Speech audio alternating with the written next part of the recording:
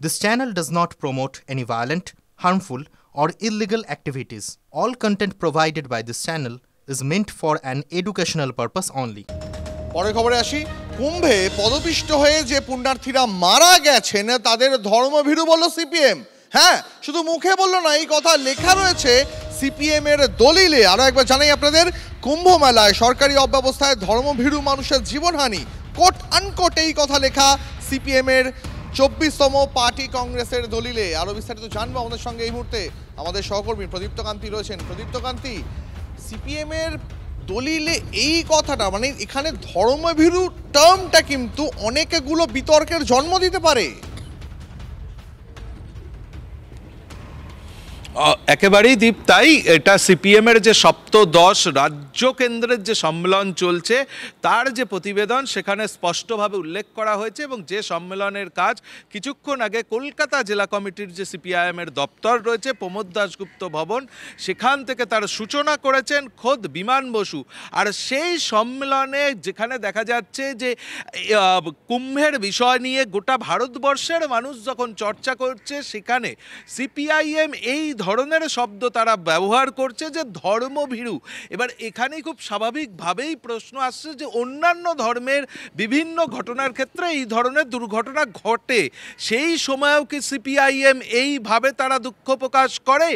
এমনকি দেখা যাচ্ছে দীপ, যে বাংলাদেশের যে ঘটনা সেই বিষয় নিয়ে কিন্তু কোথাও শোক প্রস্তাবে উল্লেখ করা নেই, অথচ ইসরায়েলের ঘটনার প্রসঙ্গ তারা সামনে নিয়ে এসেছে এবং সরাসরি সংখ্যালঘু মৌলবাদ বা ইসলামিক মৌলবাদ এই শব্দও কিন্তু তারা রাখেনি। কোথাও গিয়ে বারংবার ঘুরে ফিরে সংখ্যা গুরুদের মৌলবাদের প্রসঙ্গ তারা নিয়ে এসেছে এবং সংখ্যালঘু মৌলবাদকে ইসলামিক মৌলবাদ এই শব্দ ব্যবহার না করে বাংলাদেশের ঘটনার পর এই রাজ্যে কোথাও সংখ্যালঘুদের মৌলবাদ বাড়ছে, কিন্তু তার পিছনেও নাকি সংখ্যা গুরুদের মত রয়েছে। কোথাও একটা এখানে খুব সিলেক্টিভ ভাবে শব্দ ব্যবহার করা হয়েছে, সেটা বোঝাই যাচ্ছে। আপাতত আমাদের সঙ্গে থাকো প্রদীপ্ত।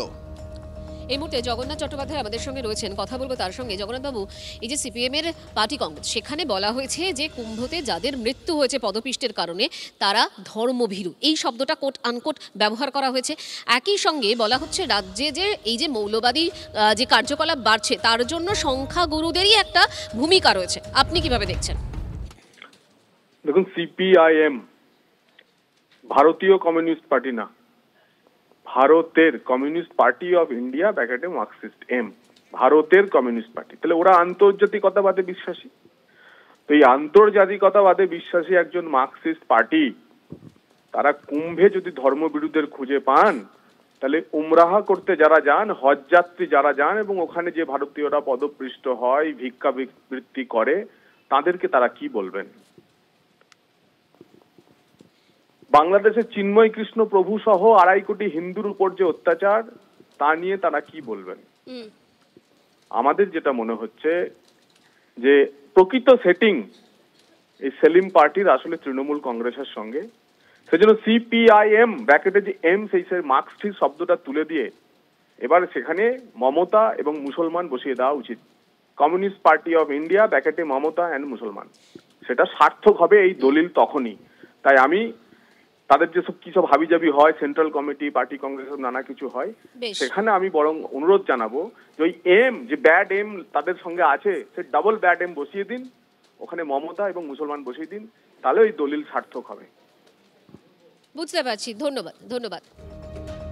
তৃণমূলের তার শোভদেব চট্টোপাধ্যায়, তিনি এই বিষয়ে কি জানিয়েছেন শোনাবো। তারা কোথায় আছে? তারা বাধা দিচ্ছে না কেন? তারা তো আগে কোথায় কোথায় রাস্তার নামলো। আসলে শূন্যে পরিণত হয়েছে না যে দলের নিজস্ব কোনো অস্তিত্ব নেই, কাগজে বিবৃতি দেওয়া ছাড়া কোনো কাজও নেই। যারা আগে কোথায় কোথায় রাস্তার নামতো, মিছিল করতো, সেই ক্ষমতা নেই তো ওদের আজকে আর। তো সিপিএম তো শূন্য হয়ে গেছে। স্বাভাবিকভাবেই তারা আমাদের ঘাড়ে চাপিয়ে দিচ্ছে। এটা আটকাবার গণতান্ত্রিক দেশে কোনো রাস্তাও নেই। সিপিএম এই ধরনের কাজে বিশ্বাস করে, let them do there job. RSS প্রধান মোহন ভাগবতের সভায় পুলিশের আপত্তি ধোপে টিকল না। সংঘ প্রধানের সভায় শর্ত সাপেক্ষে সায় দিল হাইকোর্ট। 16ই ফেব্রুয়ারি পূর্ব বর্ধমানে সাই কমপ্লেক্সে সভা হবে মোহন ভাগবতের। শব্দের ব্যবহারে নিয়ন্ত্রণ বিধি আরোপ আদালতের। পরীক্ষার্থীদের যাতে কোনো সমস্যা না হয় সেদিকে নজর রাখতে বলা হয়েছে আয়োজকদের। নির্দেশ বিচারপতি অমৃতা সিনহার। গতকালই সন্ধ্যায় বাধার অভিযোগ সামনে রেখে আদালতের দ্বারস্থ হয় আরএসএস। এতদিন শুভেন্দু অধিকারী সুকান্ত মজুমদারদের সবাই বাধা দেওয়া একরকম, আর এই মোহনজির সবাই বাধা দেওয়াটা কিন্তু আর একরকম। নিজেদের কফিনের শেষ পেরেক কিন্তু এটাই হয়ে গেল। আপনি আজ না হলে কাল মিলিয়ে দেখে নেবেন। আরএসএস 100 বছর এমনি এমনি পার হয়নি। সারা ভারতবর্ষে নয়, সারা পৃথিবীতে আরএসএসের অস্তিত্ব খুঁজে পাওয়া যায়। সে তার প্রধানের, যিনি কোনো রাজনীতি করেন না, তার প্রধানের সভা সেটা হাইকোর্ট থেকে হয়ে আসতে হবে। এটা কিন্তু আমি যতটা এই বছরে জেনেছি বুঝেছি, সংঘ পরিবার মোটেও ভালো চোখে দেখবে না।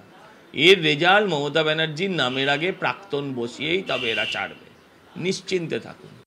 এবার ভারতের একটা কূটনৈতিক জয়ের খবর শোনাবো আপনাদের। হোয়াইট হাউসের বৈঠকে বাংলাদেশ নিয়েও বার্তা ডোনাল্ড ট্রাম্পের।